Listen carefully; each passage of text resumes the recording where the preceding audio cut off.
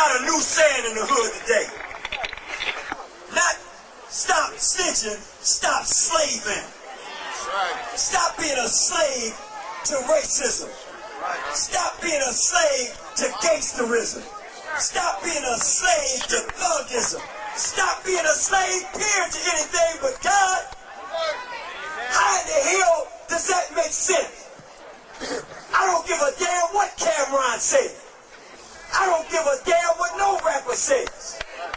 If you stupid enough, if you dumb enough, if you cowardly enough, if you such a punk enough, that if you see somebody getting killed next door to you, and your slave butt don't say something or do something, you don't deserve the air you breathe. I don't care what Jay-Z says. I don't care what 50, whatever, Loose Change said. Tell you about that Negro another day. They call me punk. He ain't even a real 50. See, we gotta break this down for you young people. You understand? If it ain't conscious, it ain't hip-hop. I'm gonna say that again. If it ain't conscious, it ain't what? That's how hip-hop got to start. That is Boogie Down Productions. African Bound Body. KRS One. The Last Poets. These are the people. Hip-hop. What is hip-hop? Hip-hop is DJing. You got any DJs around here? Come on up. Come on up. You ain't got to say nothing. Just come on up here. This a real DJ right here. Y'all see what he got on? He's a soldier in the struggle, young people. That's a real DJ. He belongs to the Zulu Nation. Zulu Nation. Founded by African Bound Body. In the Boogie Down Bronx. X-Clan, Sonny Carson, Booba Deacon. When Omar Ali Bey was alive, we met a brother named Reverend Al Sharpton, who was standing up to the crack dealers in Brooklyn. We met a young brother named African Bambaataa, we call him Bam, that developed a code of conduct on the streets in the Bronx, where gang violence was rampant, where they were shooting each other, snatching chains off people's necks at concerts. We were doing all of this, and they began a movement called Black Watch. Y'all remember that? If you remember it, represent. Raise your hand. Black Watch. And we had a theme. Close the crack house down. That's right. And Reverend Al Sharpton stood with us in Brooklyn with red paint and a paintbrush, and he put an X on the door of the crack house. Yes, he did. And you know why? Because us from Cleveland was standing behind his back.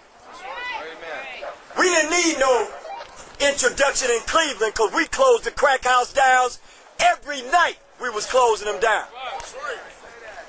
We kicked doors in and took people out that was smoking crack because we were men. We went to New York, and Reverend Al Sharpton engaged the black ministers in Brooklyn, in the Bronx, in Manhattan, to get involved with this movement to stop the crack. And that's where BDP came out with this song. What was it called? Stop the violence. And what? Come on, y'all. What's up? Stop the violence. You headed for what? There you go. So that's why it's important to understand what real hip-hop represents. You got these fake-out artists. You got these sellouts. You got these slaves who do what they do only for the dollar. They do what they do because they want to have sex with young babies. They want to ride around with 26-inch rims. They want to go around talking about how much money they make. But they're not real hip-hop. That's not real hip-hop. That's not real hip-hop. If it ain't conscious, it ain't hip-hop. If it ain't conscious, Brother Jahak, come on up. All right. Where's Jahak at? There's hip-hop. Why are we bringing Peter here today? Because he's one of the leaders in the hood. That's right. I ain't putting him on the spot. We grew up together. We played ball together. We competed against each other. Same. But I'm not hating on him. That's my brother. He's in a position to effectuate change in our community. Amen. He wants us to keep him accountable. That's why he's here today. Amen. We don't have a microphone that you can hear, but I'm sure that you can hear him. I want you to hear from my brother and your brother, Brother Peter Lawson Jones. Yes, sir. Check.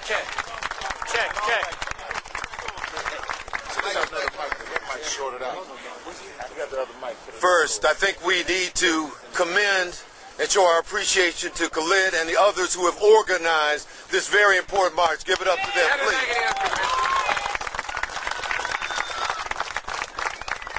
And just so you know, I'm hardly the only elected official here today. We've got Councilman Zach Reed.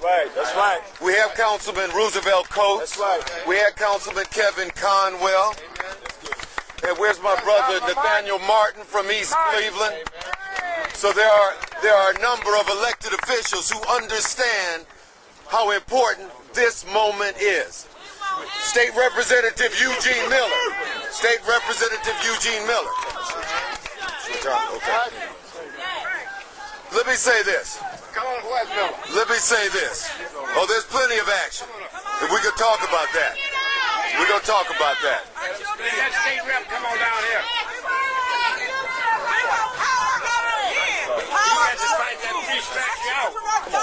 Leaders, start picking up y'all sticks and do what y'all supposed to do. That's why they We understand. You're right. Nobody's arguing with that. Let me say this, though. For those of us who are here today, particularly the elected officials, we just aren't here wearing our titles as state rep or councilman or county commissioner. That's not what's brought us here today. That's right. I'm here as a parent of 3 African-American children. That's right. A 19-year-old. That's right. A 15-year-old and a 7-year-old. Right. And I know that they're blessed. They've got 2 parents that love them. They've got a couple of grandparents still surviving who put their arms around them and embrace them. They've got what they need. They've got their meals every day. They've got a nice roof over their home, over their heads. But the fact is that we can't stop until every child is as safe as maybe my children might be. I know I can't rest until everybody has the same opportunities, have the same resources, have the same chances as my children do. And I understand that. That's one of the reasons why the fatherhood program is so important to me, because I know we are not going to be what we must be as a society unless every father is involved in raising and nurturing his children. You can't just procreate. You've got to help to raise and to nurture. We put too much pressure on mothers to do it by themselves. That's right. If mothers were meant to do it by themselves, then we'd be like the earthworm and only take one of us to create another child. But it takes 2 of us, and we've got to be involved down the line. Another thing that I'm personally working on, and that we're going to make sure that all my staff is committed to, is making sure that more young boys and young girls have summer jobs in this community. That's where...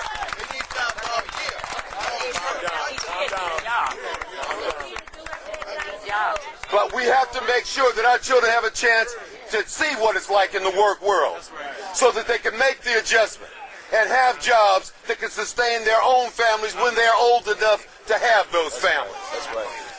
Let me say this. We are all in different positions. We're all wearing different hats.